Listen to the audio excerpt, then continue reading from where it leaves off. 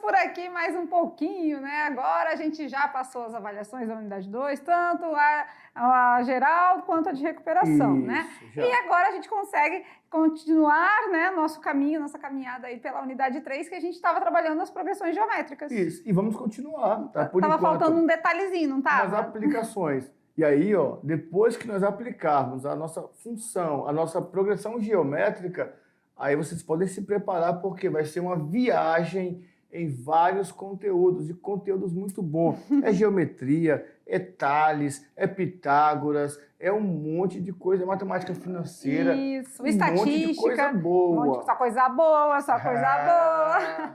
Pode se preparar, se prepara, que o negócio vai ser bom. Prepara, que agora é hora do show da matemática na telinha, né? Então vamos lá, aula 68.1. A gente vem com as aplicações da progressão geométrica, porque fica sempre aquela dúvida e a gente não gosta de deixar essa dúvida. De jeito nenhum. Para que eu uso isso? Onde vai ser aplicado, professores? E aqui a gente mata a dúvida e mostra os cálculos. Olha lá, aula de número 68, então a gente vem com a progressão geométrica e suas aplicações, ou seja, os problemas que envolvem a nossa querida PG. Progressão geométrica, certinho. Mas antes disso, como sempre, o oferecimento do dia vai para, vamos lá, e a galerinha ali tá bonita, reunida, né? Olha que legal. Peraí que agora a gente ficou na frente, daqui no cantinho dá, né? Olha aqui. Parece até que eu tô fazendo parte da foto, ó.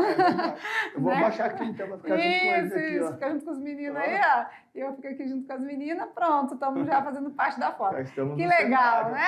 Gente, uma turma grande aqui, ó, a turminha boa. Sejam bem-vindos. Estão nos esperando lá, já fizeram até o cartaz. Fizeram os cartazes lá também, ó, lá de divulgação. Uma coisa ali, vamos ver de pertinho o que é isso aí? Vamos lá, vamos dar como é que se diz, um close aí na galera e vamos ver de onde vem. Escola Manuel Ribeiro, extensão da Primavera, no município de Theobroma, com a professora Juliana. Que legal, gente. Um beijo no coração de vocês todos, um carinho. Escola Manuel Ribeiro, extensão da Primavera, a estação do ano aí, né? Escola lá em Theobroma. Professora Juliana, sinta o nosso abraço, grato pelo registro, Cadê né? a professora Juliana? Acho que ela não tá na foto. Ah, não. Né? Acho que não. Ah, não, professora Juliana. Isso mesmo. Beijão, galera. Tudo de bom para vocês, tá? Valeu aí a participação na nossa aula e a gente fica muito feliz em poder mostrar e em homenagear e falar de vocês, tá joia? Vamos lá, continuando então, na telinha, os nossos assuntos da aula de hoje. O estudo das progressões já era feito antes de Cristo. Antes de Cristo nós já temos, né, vestígios de sinais de aplicações das progressões geométricas. Há relatos do uso de progressões no papiro de Rames, por volta do século 17 antes de Cristo. Matemáticos, discípulos da escola pitagórica, hoje a gente já falou de Pitágoras aqui, sim, né? Sim. Também descreveram algumas progressões através do estudo do som. Isso, então vamos começar com eles aqui rapidinho. Eles observaram a vibração das cordas, professor Maurício, que produziam uma frequência que formava uma sequência numérica, criando assim um padrão musical, entendeu? Isso. E essa sequência musical se usa até hoje, né? E olha que interessante. Estava conversando esses dias com um professor, né, de artes e nós tentávamos alinhar alguma coisa, porque é uma sequência, é uma progressão geométrica. Você pegar, por exemplo, uma corda e vai dividindo a corda ali no meio, dividir no meio, dividir no meio. Opa, dividir no meio, dividir no meio, dividir no meio, está multiplicando por meio. Progressão geométrica. E vai encontrando as notas, né, suas repartições, né, os breves, semibreves, tudo aquilo que a música nos oferece. Para você que é músico, você deve estar lembrando aí. Vai lembrando lá tem uns nomezinhos lá dos acordes, e todos eles têm representações fracionárias. E a gente pensa, né? Poxa, até na música tem matemática.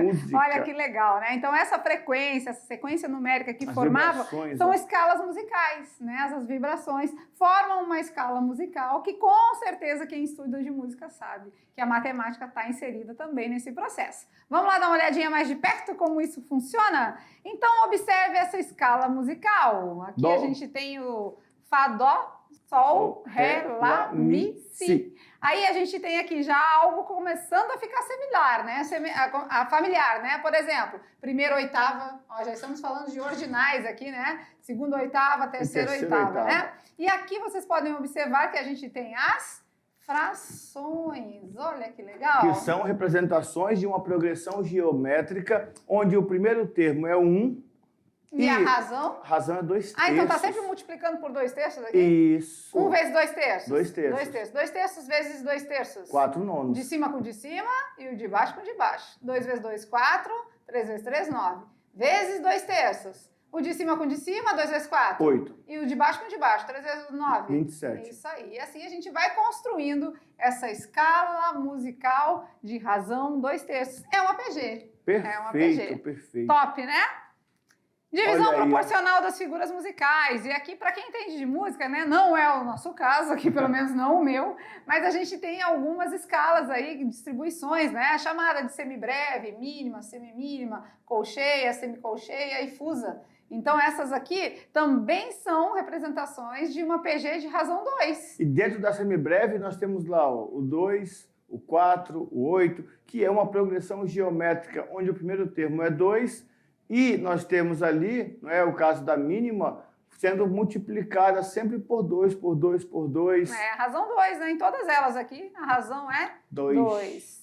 Top, né? Perfeito. E a gente consegue visualizar isso com uma... bem simples, porque a gente já estudou e a gente já viu como funciona. E olha que bacaninha até a representação aqui das notas, ó, né? Quanto mais vai tendo valores, né? Vocês viram que vai mudando aqui a maneira de representar também. Isso mesmo. Certo? Certinho. Beleza? Com isso a gente pode trabalhar então o conteúdo da progressão geométrica, né? Identifique o terceiro termo da semibreve, qual o último termo da mínima e identifique a razão da colcheia.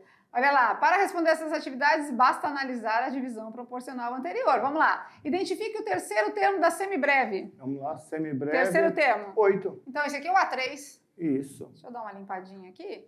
Esse é o A3, né? Por quê? Porque sempre começamos com A1, A2, então o terceiro termo da semibreve é o 8, o A3. Pergunta número 2. Qual o último termo da mínima? Mínima, volta aqui um pouquinho. Onde está a mínima? O último termo. 32. 32, é o A5. Isso.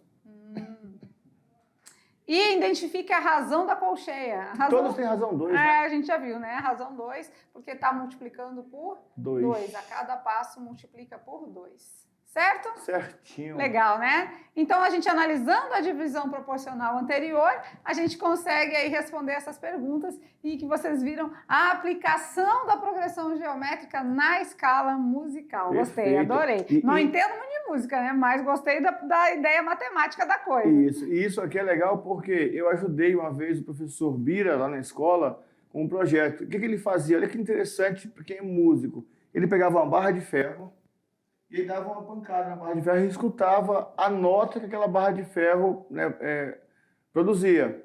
A partir dali, ele ia fracionando a barra de ferro.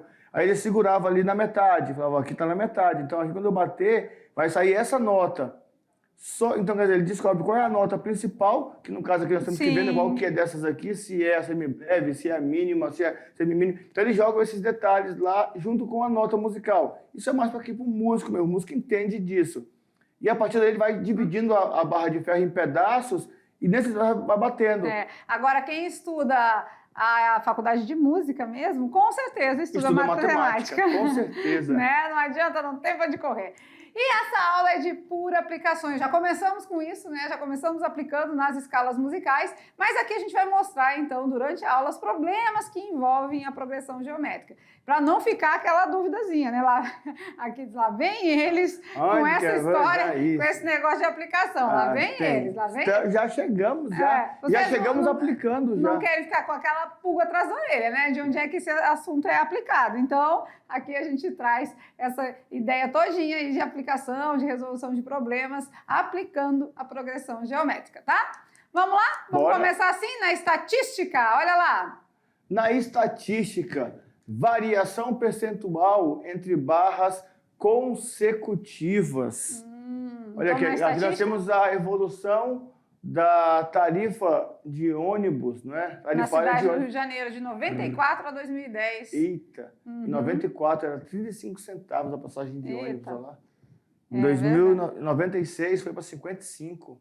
70 em 98? Isso, agora normal, com ar era 1,30. Sim, tem o ônibus sem ar e o ônibus com ar, né?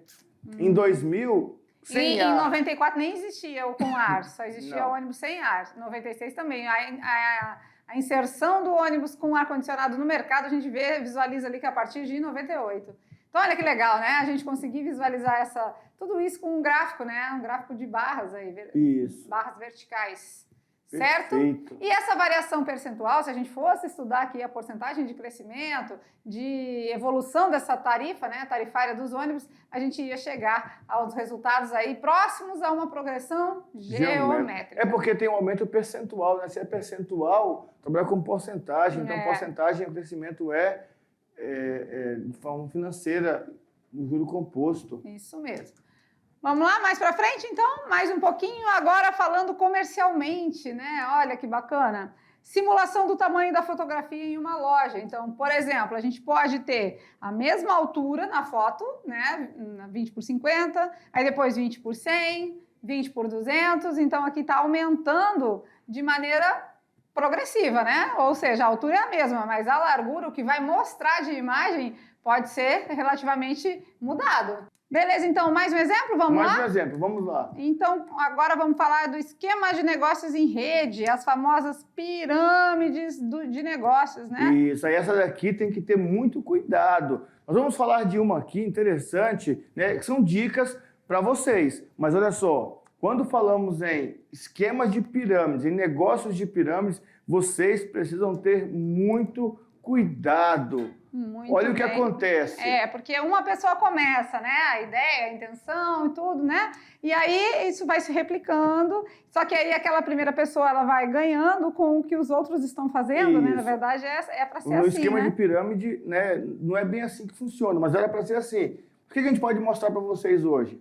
Vamos imaginar que aí na sua região, aí na sua casa, na sua propriedade, você produz queijo. Beleza. Se só você for vender esse queijo, pode ser que você não consiga vender tanto. Você vai vender bastante, mas você vai sair vendendo. Aí você faz o quê? Você vai lá e fala com duas pessoas amigas suas. Fala assim, estou vendendo queijo, olha só. E vamos fazer assim para você. Aqui um vendedor começou, né? Aí depois distribuiu para mais 3 vendedores. Assim, cada vendedor tem que vender para mais 3. Eu dou uma porcentagem para vocês. Então, e se você conseguir mais 3 pessoas para vender, eu aumento a tua porcentagem. Aí é um esquema legal. Por quê? Porque vocês estão ampliando, vocês vão vender mais, vai ter mais lucro e todo mundo vai ser beneficiado. Agora, esquema de pirâmide, onde se propõe que piscou, você está rico, o ganhar dinheiro fácil, né? Sei que tem que tomar cuidado, porque... mas trabalhando, a gente também tem a nossa renda e isso pode acontecer, realmente. Aqui uma razão 3, ó. né? O próximo partiu para 3, depois 9, então razão 3, né? Isso. Se isso for se multiplicando, olha que legal, o tanto de renda que todo mundo vai ter e vai participar, né? Dependendo da produção, por exemplo, nós sabemos que a nossa região é uma região sazonal, né? Tem época do ano que alguns produtos são produzidos de maneira assim exorbitantes. E outras épocas já com menos... mais escasso. Nesse momento em que tem muita produção, o que acontece? A lei da oferta e da procura, né? Isso, ou estraga, ou eu tenho que vender baratinho.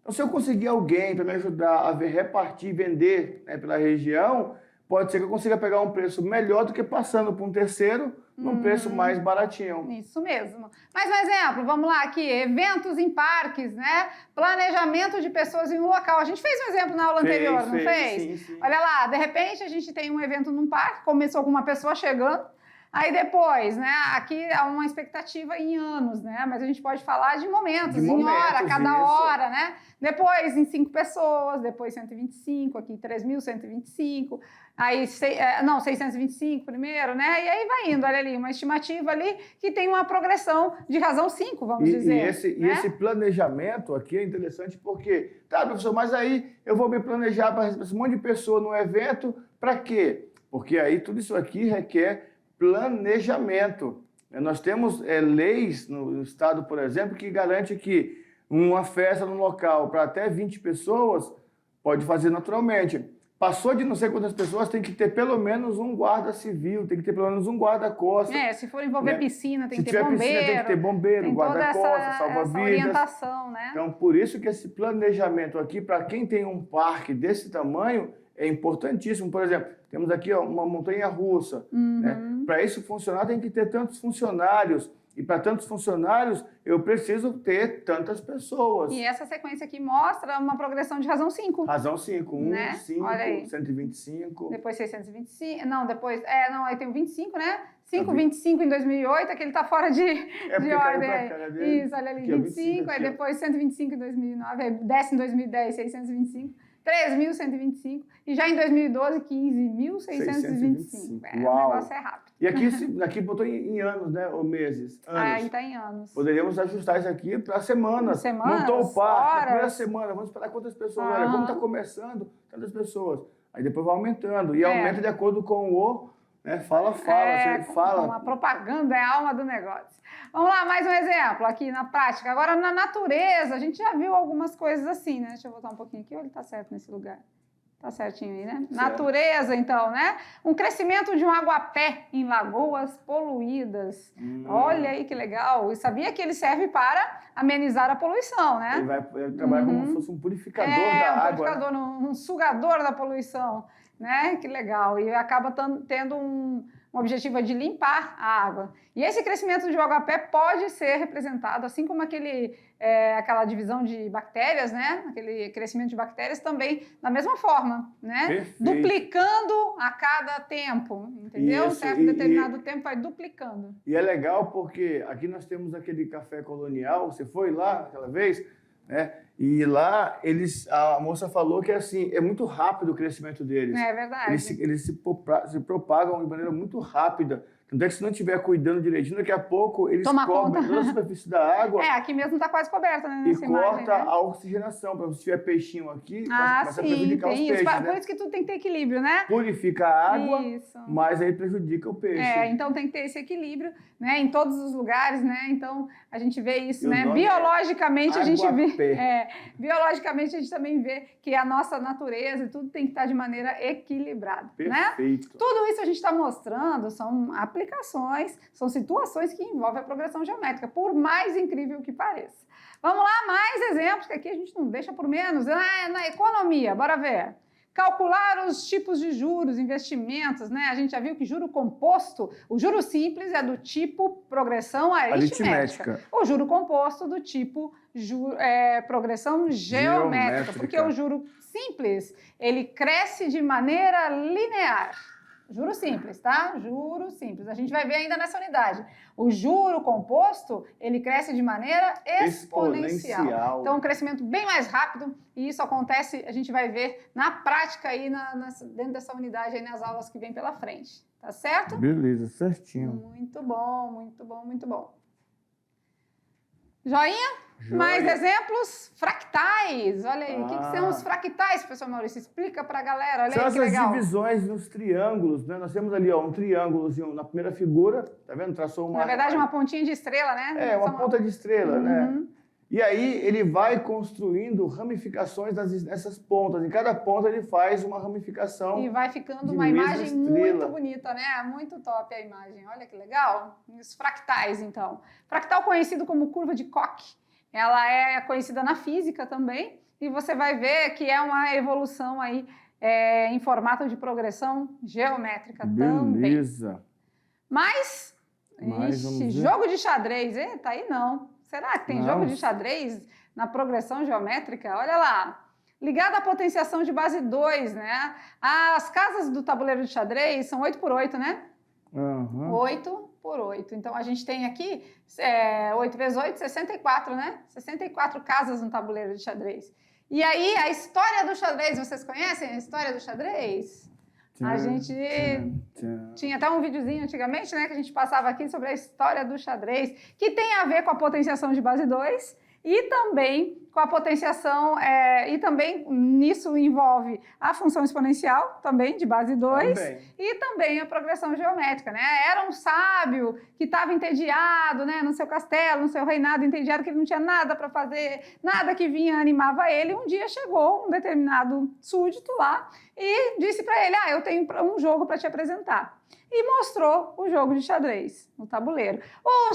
O rei ficou muito encantado, muito feliz. Ficou, aprendeu a jogar xadrez. Aprendeu a jogar. E aquilo, realmente, quem se interessa e quem desenvolve o jogo de xadrez, fica ali, às vezes, tempos jogando, né? Aí ele se entreteu, ele ficou ali em volta daquilo, né? Jogando muito, se distraiu muito e realmente ficou muito animado e perguntou, como que eu posso te pagar? Não quero receber nada. Não, mas eu vou te pagar então em grãos de trigo. Não quero receber nada. Mas eu vou te pagar em grãos de trigo, como que eu posso te pagar? Então você quer me pagar mesmo? Isso. Então, olha só, você vai me pegar então a potência 2 e vai multiplicar pelo tanto de casas no tabuleiro do xadrez. Ele falou assim, então é um grão de trigo na primeira casa e um grão a mais, você vai duplicar a cada casa do tabuleiro. Ou seja, no primeiro, um grão, no segundo, 2, depois 4, depois 8, depois 16, 32. Pronto, só isso. Potência de base 2. Ele falou só isso? Só isso? Beleza. Aí ele chamou os sábios do castelo e disse assim, vem cá, calcula aqui para mim quantos grãos de trigo eu tenho que pagar para esse súdito, né?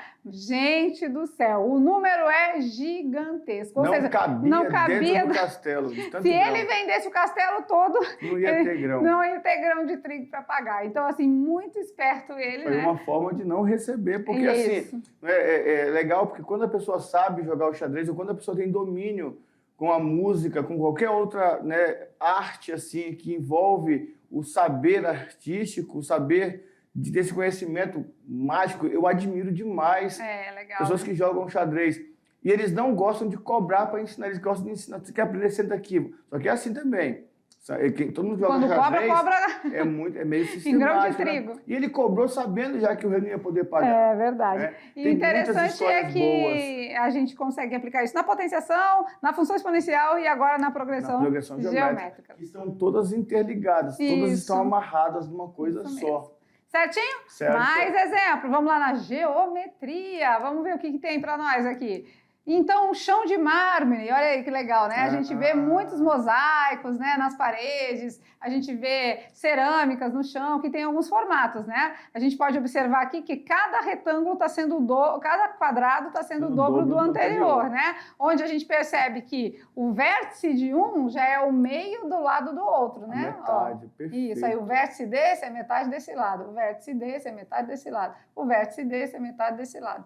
Então, a gente consegue ver aí de forma bem tranquila aí, uma progressão também de razão 2, né? Isso, e parece que na arquitetura, né, tá voltando um pouco essa questão dessas estruturas do piso, não é? Meio que dividido em formas geométricas. Formas geométricas. Durante muito tempo ficou-se perdido esse detalhe, somente com figuras, né? Eles faziam os azulejos com aquelas figurinhas no meio só. Você fazia o encaixe e pronto. Beleza. Mas aqui na medicina agora... Taxas que medicamentos são eliminados do organismo. Olha que interessante. E a importância de tomarmos o remédio seguindo direitinho a orientação médica. Principalmente quando se trata de antibiótico, né, anti-inflamatório, que tem horário regular, né? Às vezes a pessoa não dá tanta atenção para isso, né? Mas se falhar 2 horas, 3 horas... 2 horas a menos, 2 horas a mais. E o médico fala, né? Não toma no horário. Por conta que essa taxa de medicamentos, né? Essa redução a redução que vai eliminando do organismo de algo que está te causando um mal, é aquele horário sequencial ali, dentro de uma progressão, de uma sequência dada geométrica, aquilo vai reduzindo de maneira geométrica também dentro do seu organismo. Então, muito importante tomar a medicação na hora certa. Às vezes, a pessoa não sente o efeito e acha que é porque o remédio não está fazendo efeito, é porque está desregulado no tanto que você toma. Para o remédio fazer o efeito no organismo, ele tem que ter uma certa porcentagem no seu organismo. Só que quando você toma o remédio naquela primeira hora, a cada hora ele se reduz, dependendo do medicamento, a cada meia hora, a cada 1 hora, a cada 2 horas, ele vai se reduzindo pela metade. Chega uma hora em que a quantidade de medicamentos do seu organismo começa a perder o efeito. Aí você tem que repor tomando outro comprimido. Se ele fala de 8 em 8, de 12 em 12, Se você toma antes, você aumenta a concentração do remédio no organismo, que pode fazer mal. Olha Se você aí, toma né? depois, diminui a concentração. Então, tudo isso é muito... cuidado. Por isso que tem que ter esse equilíbrio também, essa dosagem, né? E a gente tem que ficar atento aí. A gente que é mãe, né? Sabe assim, que tem que estar ali dando o remedinho na hora correta. Às vezes dá né? até vontade de dar 2, né? Para ver se faz efeito mais rápido. Só que não é assim, porque o organismo também não aguenta. E aí, gostaram? Que coisa, hein? Muito exemplo, né? Aí a gente fez um tour, né? Pelas aplicações da progressão geométrica. Mas e tem mais? Tem, sim, senhor. Vamos lá, então. Tem mais, na telinha. As progressões são de fundamental importância em situações cotidianas que envolvem, principalmente, a matemática financeira. Podemos relacionar o juro simples com a progressão aritmética. Acabamos de Já falar, falamos. né? E o juro composto estão relacionados com a progressão geométrica. Então, por exemplo, um carro cujo preço à vista é de R$24 mil pode ser adquirido dando-se uma entrada e o restante em 5 parcelas que se encontram em progressão geométrica. Um cliente que optou por esse plano, ao pagar a entrada, foi informado que a segunda parcela seria de 4 mil e a quarta parcela de 1.000, ordem decrescente. Então, começou a pagar mais caro, mas depois foi diminuindo né? Então, tem o primeiro termo, 4 mil, e tem o último termo, 1.000. Então, dá para interpolar meios geométricos nesse meio? Podemos. A pergunta é, quanto esse cliente pagou de entrada na aquisição desse carro? É só que a gente vê quanto que ele pagou nas porque parcelas. aqui é a segunda parcela. Isso. A segunda é 4 mil, não é a primeira. Por isso que ele está perguntando na entrada, ó. Mas dá pra gente interpolar aqui nesses meios e ver quanto dá que pra falta gente ver, né? Olha lá. Então, assim, são 5 parcelas, tá? É uma entrada e o restante em 5 parcelas. A gente já sabe que a segunda parcela foi de 4 mil. Isso. E a quarta parcela, então o A2, né, vamos dizer assim, e o A4, né? O A2 e o A4, tá? E claro que a gente vai fazendo cada cálculo certinho aí, de acordo com o que a gente aprendeu nas aulas anteriores e chegar nesse resultado. Enquanto esse cliente pagou de entrada na aquisição desse carro. Bora ver? Bora. Então vamos lá, vamos ao termo geral? Vamos. A gente precisa da razão, né? Isso. Olha lá, sempre que a gente quiser interpolar, qualquer coisa que a gente for fazer, vamos precisar da razão, né? A segunda parcela é o A2. E a quarta parcela é o A4. Beleza, então a gente sabe que o A2 é o A1 vezes a razão. A gente sabe que, então, 4 mil é igual ao A1 vezes a razão. Vezes a razão. A gente também sabe, então, que está multiplicando, passa dividindo. Então, o A1 é 4 mil dividido pela razão. Isso. Nós não sabemos nem a razão, nem o A1. Ainda não. Ainda né? não. Isso mesmo. Vamos fazer um outro comparativo? Bora. Vamos lá, a gente sabe que o A4 é o A1 vezes a razão elevado a 3, né? 4 menos 1. Isso, 4 menos 1, 3. Sempre assim, né? Você tem o AN, vai ser sempre o A1 vezes Q elevado a N menos 1. Então, o A4 é quanto? O A4 é 1.000. É 1.000, né? E o A1 é 4 mil dividido pela razão. Olha que estratégia genial essa daqui. Legal, gostei. Beleza. Vamos fazer uma divisão de expoentes? Aqui a gente tem expoente 1 e aqui a gente tem expoente 3. Na divisão, o que a gente faz? Repete a base e subtrai os expoentes. Então vai ficar Q2, né? Q elevado ao quadrado. Beleza. Tá multiplicando, a gente pode dividir? Pode. E aí dá para eliminar esse monte de zero, né? Ficamos com a razão elevada ao quadrado de 1/4. Ou seja, aplicando a raiz quadrada, a nossa razão é a raiz quadrada de 1/4, que é meio. Raiz de 1, 1. Raiz de 4, 2. Achamos a razão, beleza? Beleza. Agora ficou fácil, né? Se a gente achou a razão, a gente pode trabalhar aí com o nosso A1, que é o primeiro termo, né? Olha lá, então vai ser 4 mil dividido por meio. Dividir por meio é o mesmo que multiplicar por 2. Isso, dividir por meio é o mesmo que multiplicar por 2. Como ficaram as prestações, então? Bom, 8 mil. A primeira. A segunda? 4 mil. Agora a nossa razão é meio. Então, vou multiplicar por meio, então estou sempre dividindo por 2. 2, na verdade, né? Dividindo por 2. Dividindo por 2. Dividindo por 2. E dividindo por 2. Ou multiplicando por meio, tá? É a mesma coisa, certo? Certinho. Beleza, então ficaram as parcelas iniciais 8 mil, depois 4, depois 2, depois 1.000 e depois 500 reais. Agora, a soma de todos os termos tem que dar 24 mil? Não, porque tem uma entrada, né? Ele foi falando lá, ele falou que teve uma entrada, não falou de quanto. Agora a gente já sabe quanto é a entrada. Sim, sim. Ó, vamos só voltar aqui um pouquinho, ó. Ele disse que tinha uma entrada, não era um pouquinho, era um bastantinho. Tinha uma entrada e o restante das parcelas, hein? E o restante do valor em 5 vezes, né?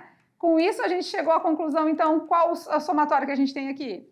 Vamos ver. 10, 15 e 500. 15.500, né? 15.500 foi o que ficou para pagar em maneira dividida, né? Menos 24.000 é o valor que foi dado de entrada. Certo? Aqui, ó, já está aqui, ó, prontinho aqui para nós.